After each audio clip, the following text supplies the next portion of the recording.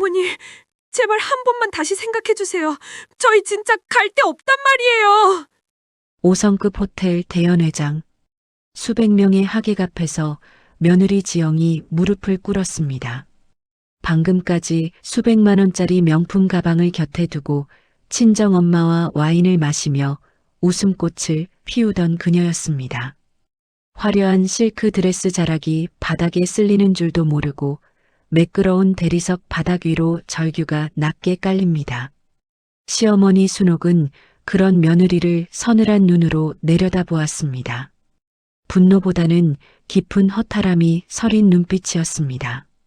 순옥은 가방에서 며칠 전 택배로 받았던 촌스러운 포장지의 빨간 내복 한 벌을 꺼내 지영의 발치에 천천히 내려놓았습니다. 집은 이미 매매 계약이 끝났고 잔금까지 치러졌습니다. 한 달 뒤면 새 주인이 들어올 것입니다. 40년 생선 장사로 마련한 그 아파트를 순옥은 단 하루 만에 결심했습니다.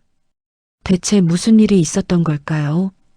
평생 아들을 위해 모든 것을 바쳤던 어머니가 왜 이런 극단적인 선택을 한 걸까요? 이야기는 순옥의 칠순, 그 쌀쌀했던 겨울날로 거슬러 올라갑니다. 본격적인 이야기 전 따뜻한 마음을 담아 구독과 좋아요 부탁드립니다. 지금 계신 그곳이 어디든 늘 건강과 행복이 가득하기를 제가 진심으로 기도하겠습니다. 어디서 시청 중이신지 댓글로 안부 전해주시면 더 반가울 것 같아요. 그럼 사연 시작하겠습니다. 정순옥의 인생은 평생 차가운 얼음물과 비릿한 바다 내음 속에 갇혀 있었습니다. 30살도 되기 전에 남편을 여의고 그녀에게 남은 건 채 돌도 지나지 않은 아들 진우뿐이었습니다. 기술도 배경도 없던 순옥이 선택할 수 있는 건 시장 바닥에서 생선을 파는 일뿐이었습니다. 겨울이면 고무 장갑 속으로 파고드는 칼바람 같은 냉기 때문에 손가락 마디마디가 뒤틀리고 굳어갔습니다. 생선 괴짝을 나르느라 허리는 기역자로 굽었지만 순옥은 아픈 줄도 몰랐습니다. 오직 아들 진우가 남부럽지 않게 공부하고 깨끗한 옷 입고 학교 가는 뒷모습만 보면 가슴 한구석이 화탓하게 달아올랐습니다. 진우야, 엄마는 괜찮아. 손 시린 건 잠깐이야. 너는 공부만 해. 엄마가 너 하나는 번듯하게 키워줄게. 그렇게 40년을 버텼습니다. 아들이 대학에 합격했을 때, 대기업에 입사했을 때, 순옥은 시장 상인들에게 떡을 돌리며 남몰래 수건에 얼굴을 묻고 울었습니다. 그리고 아들이 지영을 데려왔을 때 순옥은 평생 모은 전 재산과 살던 집까지 정리해 서울 중심가에 아파트를 마련해 주었습니다. 너희는 나처럼 고단하게 살지 마라. 내 명의로 해두긴 하겠지만 이건 너희 집이다 생각하고 예쁘게 살아. 순옥은 아들 내외가 경제적 걱정 없이 인생을 시작하길 바랐습니다. 하지만 그 지극한 배려는 곧 당연한 권리가 되어 돌아왔습니다. 결혼 후 지영은 은근히 순옥을 멀리하기 시작했습니다. 명절이나 생일 외에는 연락조차 뜸해졌고 어쩌다 방문해도 현관을 넘기도 전에 인상부터 찌푸렸습니다. 어머니, 시장 다녀오신 옷에는 그 특유의 짠내가 너무 강해서요. 오시기 전에 미리 샤워하고 옷 좀 갈아입고 오시면 좋겠어요. 그리고 갑자기 오시면 저희도 당황스럽거든요. 미리 연락하고 예약하듯이 오시는 게 서로 편하지 않겠어요? 며느리의 말 한마디는 송곳처럼 순옥의 가슴을 찔렀습니다. 아들은 그 옆에서 아내 눈치만 보며 엄마, 지영이가 요즘 예민해서 그래. 좀 이해해줘라는 말로 상황을 회피했습니다. 순옥은 서러웠지만 참았습니다. 자식들 가정의 평화를 깨고 싶지 않았기 때문입니다. 하지만 가슴속 응어리는 조금씩 커지고 있었습니다. 어느덧 순옥의 70번째 생일, 칠순이 일주일 앞으로 다가왔습니다. 시장 사람들은 정여사, 이번 칠순은 아들이 강남 호텔 뷔페라도 예약했겠지? 라며 부러워했습니다. 순옥도 내심 기대했습니다. 화려한 잔치는 아니더라도 아들 내외와 따뜻한 밥 한 끼 먹으며 그동안 고생 많으셨어요 라는 위로 한마디를 듣고 싶었습니다. 하지만 칠순을 며칠 앞둔 날 며느리 지영의 전화는 순옥의 마지막 기대를 무참히 짓밟았습니다. 어머니, 저희 이번에 진우 씨 회사 일이 너무 많아서 어디 갈 시간이 도저히 안 나네요. 그리고 요즘은 칠순 잔치 크게 안 하는 추세잖아요. 남들 보기 좀 촌스럽기도 하고요. 저희가 실용적인 선물은 택배로 보냈으니까 그거 받으시고 친구분들이랑 조용히 식사하세요. 이번 달에 저희 자동차 할부금이며 애 학원비며 나갈 게 많아서 용돈은 좀 힘들 것 같아요. 어머니도 이해하시죠? 전화가 끊기고 다음날 도착한 택배 상자. 그 안에는 시장에서도 10,000원이면 살 법한 얇은 빨간 내복 한 벌이 들어 있었습니다. 축하한다는 카드 한 장, 정성 어린 편지 한 통 없었습니다. 송장에 적힌 이름 3글자가 마치 자신을 비웃는 것 같아 순옥은 그날 밤 텅 빈 방바닥에 앉아 한참을 멍하니 앉아 있었습니다. 거칠어진 손마디가 유난히 더 시리게 느껴지는 밤이었습니다. 칠순날 당일 순옥은 식욕조차 없었지만 아들 얼굴이라도 보면 마음이 좀 풀릴까 싶어 정성껏 끓인 국을 들고 아들 집을 찾았습니다. 현관문 앞에서 초인종을 누르려던 순간 안에서 들려오는 지영의 활기찬 목소리에 순옥의 손이 멈췄습니다. 지영은 친정 엄마와 통화를 하는 모양이었습니다. 엄마, 걱정 마. 이번 엄마 칠순 잔치 내가 강남에서 제일 유명한 호텔로 예약해뒀어. 코스 요리도 제일 비싼 걸로 주문했으니까 엄마는 그냥 몸만 오면 돼. 아, 진우 씨? 내가 시어머니 칠순은 내복 한 벌로 선물했다고 하니까 처음엔 좀 미안해하더니 결국 내 뜻대로 하더라고. 자기도 돈 아끼니까 내심 좋아하는 눈치더라. 그 돈 아껴서 엄마 줄 다이아 반지까지 맞췄어. 순옥은 문고리를 잡은 채 그대로 얼어붙었습니다. 그래도 사돈이 알면 서운해하지 않겠니? 명색이 시어머니인데. 안사돈의 물음에 지영은 가볍게 웃으며 대답했습니다. 아이고 엄마, 그 노인네가 뭘 알겠어? 평생 시장 바닥에서 생선만 만지던 사람이라 세상 물정 하나도 몰라. 내복 하나 던져주니까 좋다고 하시더라니까. 그냥 이 아파트에서 우리 살게 해주다가 나중에 자연스럽게 우리 거 되는 건데 뭐. 그때까지만 대충 효도하는 척 참으면 돼. 엄마는 그런 걱정 말고 즐기기나 해. 순옥은 들고 있던 통을 떨어뜨릴 뻔했습니다. 배운 게 없어 무시당하는 건 참을 수 있었지만 아들을 위해 바친 자신의 40년 진심이 세상 물정 모르는 노인의 미련함으로 치부되는 것은 견딜 수 없었습니다. 게다가 믿었던 아들 진우조차 자신을 기만하고 있었다는 사실에 온몸의 피가 거꾸로 솟는 기분이었습니다. 진우야, 내가 어떻게 나한테 이럴 수 있니? 내 아들이라고 믿었던 내가. 순옥은 소리내어 울지도 못하고 입술을 깨물며 아파트 계단을 내려왔습니다. 한 계단 한 계단 내려올 때마다 40년 세월이 조각조각 부서져 내렸습니다. 집으로 돌아온 순옥은 쓰레기통에 그 빨간 내복을 던져버리고 장롱 깊숙이 보관해두었던 아파트 집문서와 인감도장을 꺼냈습니다. 눈에는 더 이상 눈물이 고이지 않았습니다. 대신 그 자리에는 서늘하고도 단호한 결단만이 남았습니다. 다음 날 아침 일찍 순옥은 시장 시절부터 알고 지내던 신뢰할 만한 중개인을 찾아갔습니다. 사장님, 나 이 아파트 내놓으려고요. 시세보다 조금 낮게 부를 테니까 잔금 빨리 치를 수 있는 실소유자로 알아봐줘요. 중개인은 깜짝 놀랐지만 순옥의 단호한 눈빛을 보고는 즉시 매수자를 수소문했습니다. 마침 근처로 발령이 나서 급하게 입주할 집을 찾던 매수자가 나타났고 계약은 정광석화처럼 진행되었습니다. 계약 완료됐습니다. 정 여사님. 잔금 치러지는 대로 명도 절차 밟을 거니까 거주 중인 아드님 내외분들께는 미리 말씀하셔야겠어요. 법적으로 퇴거 기간 한 달은 보장해줘야 하니까요. 순옥은 무겁게 고개를 끄덕였습니다. 그리고 백화점에 들러 평소라면 쳐다보지도 않았을 우아한 한복을 한 벌 맞췄습니다.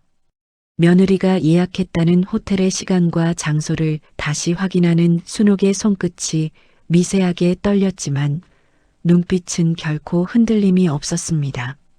드디어 지영 친정엄마의 칠순 잔칫날이 되었습니다. 순옥은 단정하게 머리를 올리고 새로 맞춘 한복을 차려입었습니다. 호텔 연회장은 화려한 꽃장식과 은은한 조명으로 가득했습니다. 지영은 수백만 원짜리 명품 드레스를 입고 손님들에게 반지를 선물했다며 자랑하고 있었습니다.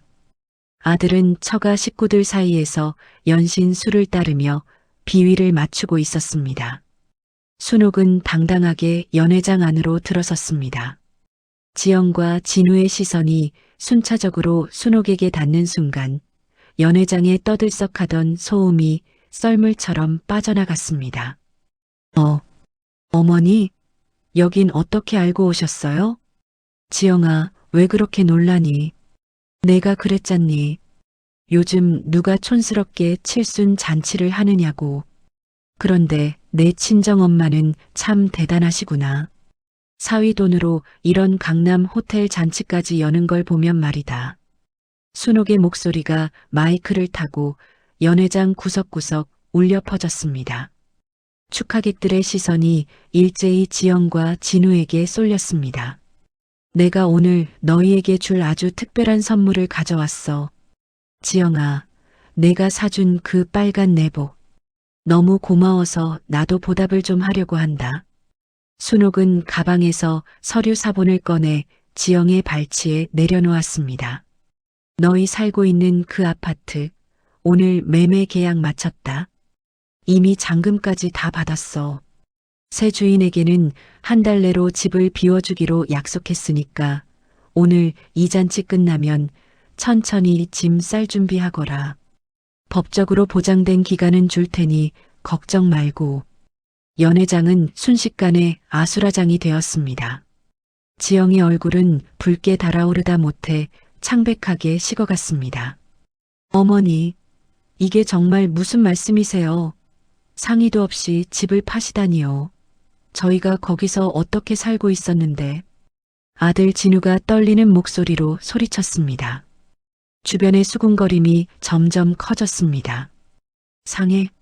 너희는 나한테 상의하고 내 이름으로 대출받았니? 내 칠순날 내복 한 벌 보내놓고 자기들끼리 호텔 잔치 계획할 때 나한테 단 한 번이라도 물어본 적 있어? 너희한테 그 아파트는 공짜로 얻은 전리품이었겠지만 나한테는 40년 인생을 바친 내 목숨줄이었어. 그런데 그걸 내 허락도 없이 담보로 써? 지영은 바닥에 떨어진 계약서를 확인하며 절규했습니다. 하객들은 이제 노골적으로 며느리를 비난하는 눈초리를 보내고 있었습니다. 말도 안 돼. 이거 꿈이죠? 어머니, 제발 장난이라고 해주세요. 저희 갈 데 없단 말이에요. 애는 어떡하고요? 장난? 그래, 너희가 나한테 했던 그 효도 장난에 비하면 이건 아무것도 아니지. 진우야, 너는 처가 식구들 비위 맞추는 정성의 절반이라도 내 엄마한테 써본 적 있니?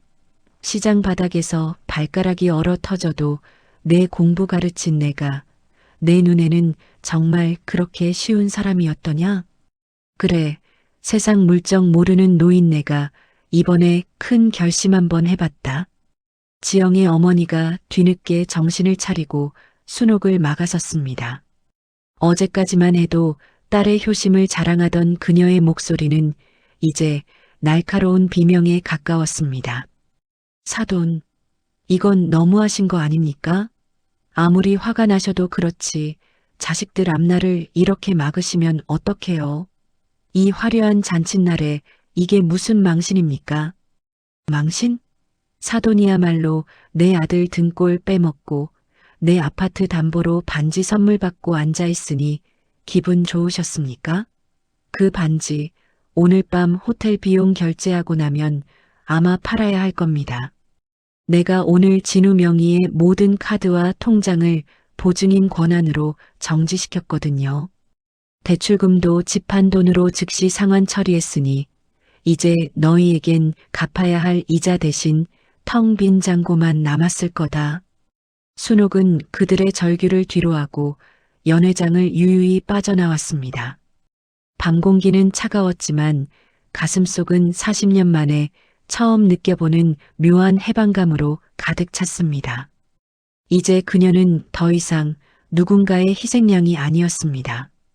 한 달 뒤 약속된 명도 기일이 다가왔습니다. 지영과 진우는 울며 겨자 먹기로 짐을 싸 친정집으로 향했습니다. 어제까지만 해도 어머니 잔치에 큰돈 썼으니 당분간은 우리가 챙겨줘야지라며 호언장담하던 지영의 어머니는 막상 짐 트럭이 마당에 도착하자 얼굴을 싹 바꿨습니다. 그녀에게 딸은 이제 자랑거리가 아닌 짊어져야 할 무거운 짐일 뿐이었습니다. 지영아, 너 미쳤니? 이 좁은 집에 내 그 많은 짐을 다 어디다 둔다고. 그리고 내 올케 눈치는 안 보니? 애까지 데리고 들어오면 우리 집안 풍비박산나. 엄마, 어제 우리가 선물한 반지가 얼마인데 우리가 지금 길바닥에 나앉게 생겼다니까? 엄마가 나한테 이럴 수 있어? 야, 그 다이아 반지. 어제 호텔 비용 결제 안 돼서 결국 거기다 맡기고 왔다니까. 진우 카드 다 정지돼서 창피를 얼마나 당했는지 알아? 내 칠순날. 망신 준 것도 모자라. 이제는 짐까지 싸들고 와서 내 노후 망칠 일 있니? 사위가 능력이 없으면 처가에 민폐라도 끼치지 말아야지. 지영은 눈앞이 캄캄해졌습니다. 경제적 이득이 끊긴 딸은 친정 식구들에게 더 이상 환영받는 존재가 아니었습니다. 쾅, 매정하게 닫히는 문 앞에서 지영은 넋을 잃고 주저앉았습니다. 진우는 그런 아내를 보며 허탈한 웃음을 흘렸습니다. 자신이 버린 어머니의 사랑이 얼마나 거대했는지 이제야 뼈저리게 느끼고 있었습니다. 그로부터 반년이 흘렀습니다. 순옥은 어느 조용한 교회의 작은 카페 창가에 앉아 창밖의 노을을 보고 있었습니다. 아파트를 판 돈의 상당 부분을 어려운 학생들을 위한 장학재단에 기부하고 남은 돈으로 그녀는 평생의 수건이었던 자신을 위한 삶을 시작했습니다. 시장 바닥의 고단한 냄새 대신 이제 그녀의 손에서는 은은한 비누 향과 라벤더 향기가 났습니다. 그녀는 매일 성인문예 학교에 다니며 정성껏 글을 배웠습니다. 삐뚤빼뚤하지만 힘있게 써내려간 나는 이제야 나의 이름을 찾았다는 문장을 쓸 때 순옥의 눈가엔 잔잔한 미소가 번졌습니다. 그때 초췌한 모습의 진우와 지영이 수소문 끝에 그녀를 찾아왔습니다. 지영은 예전에 화려한 드레스 대신 시장통에서 산 것 같은 낡은 옷을 입고 있었고 구석진 빌라 지하방 생활에 지친 기색이 역력했습니다. 어머니, 저희 정말 잘못했어요. 제가 너무 어리석고 교만했습니다. 제발 한 번만 기회를 주세요. 저희 애를 봐서라도. 지영은 예전의 도끼는커녕 애처로운 목소리로 빌었습니다. 진우는 고개를 숙인 채 어머니의 눈을 마주치지 못했습니다. 순옥은 천천히 찻잔을 내려놓았습니다. 그녀의 눈빛에는 더 이상 미움도 원망도 남아있지 않았습니다. 오직 맑은 고요함 뿐이었습니다. 진우야, 내가 내 아들인 건 변하지 않아. 하지만 이제 나는 진우 엄마가 아니라 정순옥으로 살기로 했어. 너희가 알던 그 바보 같고 희생만 하던 엄마는 그날 연회장에서 이미 작별을 고했단다. 이제 내 인생엔 너희가 들어올 틈이 없구나. 순옥은 가방에서 정성스럽게 포장된 봉투 하나를 꺼냈습니다. 지영의 눈에 잠시 기대감이 서렸지만 봉투 안에서 나온 것은 반년 전 자신이 보냈던 것과 똑같은 낡은 빨간 내복 한 벌이었습니다. 이 내복 너 가져가서 입어라. 지하방은 춥다며? 그거라도 입고 내 마음속에 오한 좀 다스려봐. 내가 너희를 귀하게 키운 건 내 실수였지만 나를 천하게 여긴 건 너희가 선택한 길이다. 나는 이제 내 인생의 남은 페이지를 내 글씨로 채울 거다. 다시는 나를 찾지 마라. 순옥은 단 한 번의 뒤돌아봄도 없이 우아하게 카페를 떠났습니다. 카페에 남겨진 지영과 진우의 손에는 낡은 빨간 내복 한 벌만이 덩그러니 남았습니다. 진우는 허망한 눈으로 멀어져가는 어머니의 뒷모습을 바라보았습니다. 이제야 알 것 같았습니다. 어머니가 평생 주셨던 것은 아파트라는 건물이 아니라 그녀의 뼈와 살을 깎아 만든 인생 그 자체였으므려. 자식이라는 이름으로 부모의 희생을 당연하게 여겼던 자들에게 내려진 가장 고요하면서도 뼈아픈 교훈이었습니다. 낡은 내복 위에 떨어지는 진우의 눈물이 차갑게 식어갔습니다. 결국 지영과 진우는 쫓기듯 짐을 싸서 경기도 외곽의 낡은 빌라 지하방으로 거처를 옮겼습니다. 아파트명도 기한 한 달은 생각보다 빠르게 지나갔고 그 사이 그들이 기댔던 모든 희망은 모래성처럼 허물어졌습니다. 지하방의 공기는 무겁고 습했습니다. 벽지 곳곳에는 검은 곰팡이가 피어올랐고 낮에도 전등을 켜지 않으면 앞이 보이지 않을 정도로 침침했습니다. 수천만 원짜리 명품 가방들이 종이 박스에 담겨 좁은 방 한 구석에 쌓여 있는 모습은 그들의 처지를 상징하는 듯 기괴해 보였습니다. 이게 다 당신 때문이야. 당신이 어머니한테 가서 무릎이라도 꿇었어야지.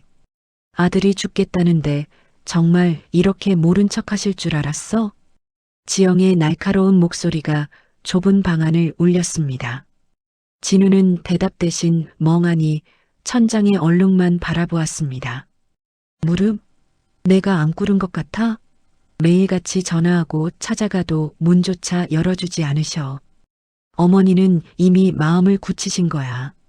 아니, 어쩌면 우리를 자식으로 보지도 않으시는 걸지도 몰라. 진우의 목소리는 힘이 없었습니다. 그는 이제야 깨달았습니다. 어머니가 주셨던 아파트는 단순히 살 곳을 제공한 것이 아니라 당신의 40년 세월을 통째로 내어준 사랑이었다는 것을요. 하지만 그들은 그 귀한 마음을 발로 걷어찼습니다. 당신 엄마는 정말 너무해. 어떻게 손주까지 있는데 이렇게 냉정할 수 있어?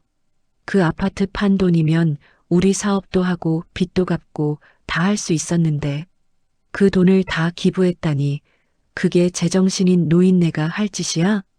지영은 여전히 상황을 이해하지 못했습니다. 그녀에게 시어머니는 그저 자신의 편의를 위해 존재해야 하는 자원이었을 뿐입니다.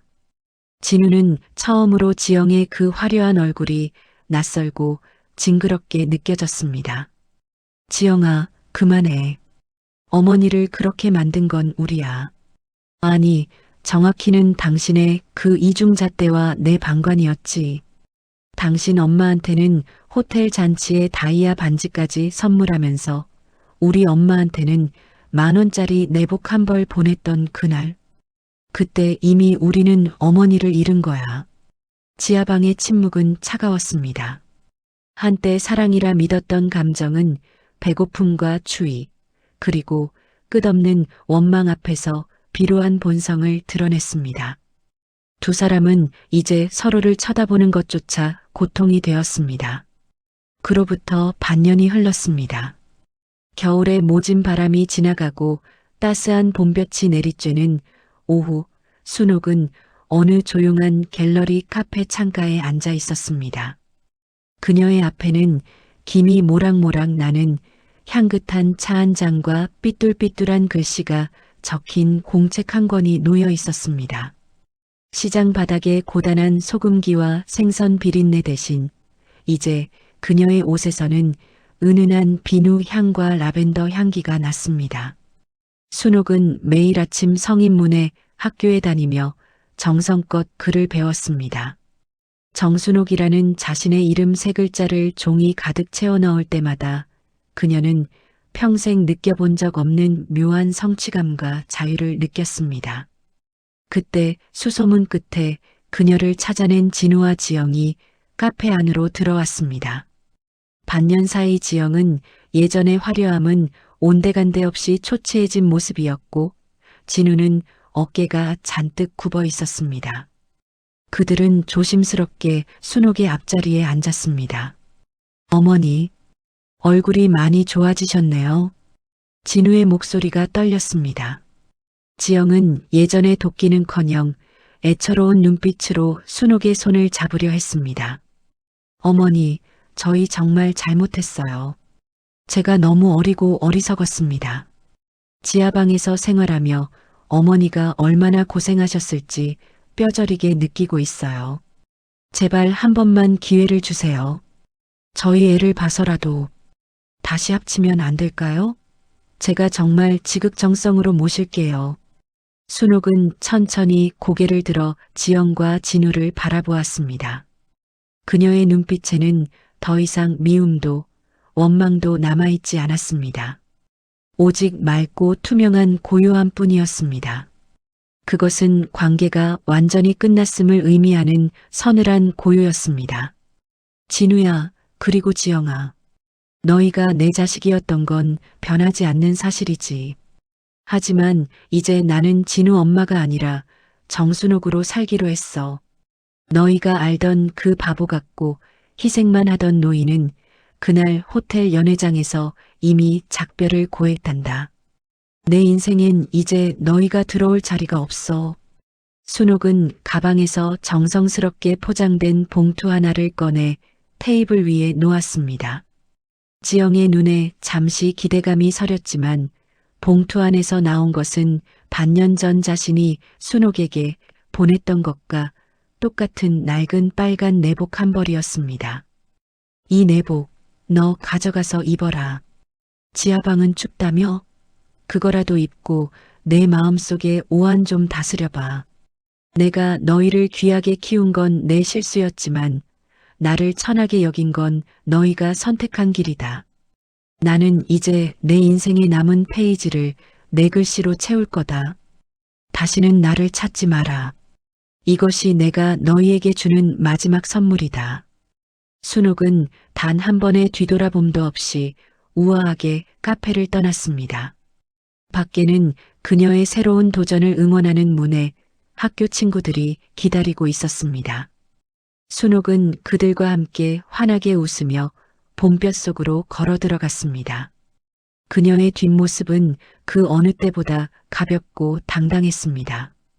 카페에 남겨진 지영과 진우의 손에는 낡고 촌스러운 빨간 내복 한 벌만이 덩그러니 남았습니다. 사람들의 경멸 섞인 시선 속에서 지영은 허망하게 내복을 쥐어뜯으며 눈물을 흘렸습니다. 하지만 그 눈물은 참회가 아닌 잃어버린 돈과 명예에 대한 미련일 뿐이었습니다. 진우는 멀어져가는 어머니의 뒷모습을 보며 비로소 깨달았습니다. 어머니가 평생 주셨던 것은 아파트라는 건물이 아니라 당신의 뼈와 살을 깎아 만든 인생 그 자체였다는 것을요. 그리고 자신은 그 위대한 인생을 고작 9,900원짜리 내복과 맞바꿨다는 사실을요. 그의 겨울은 유난히 길고 혹독했습니다. 지영은 그 지하방에서 시어머니가 던져준 빨간 내복을 입고 추위를 견뎌야 했습니다. 거울을 볼 때마다 자신이 무시했던 그 비린내 나는 노인네의 그림자가 자신에게 투영되어 보였습니다. 반면 순옥은 따뜻한 남쪽 나라의 해변에서 노을을 바라보며 일기를 썼습니다. 오늘은 비린내 대신 향긋한 바다 냄새가 좋다. 나는 이제야 진짜 내 생일을 맞이했다. 정순옥, 생일 축하한다. 자식이라는 이름으로 부모의 희생을 당연하게 여겼던 자들에게 내려진 가장 고요하면서도 뼈아픈 교훈이었습니다. 부메랑이 되어 돌아온 빨간 내복은 그들의 비겁한 욕망을 비추는 거울이 되어 영원히 남겨졌습니다.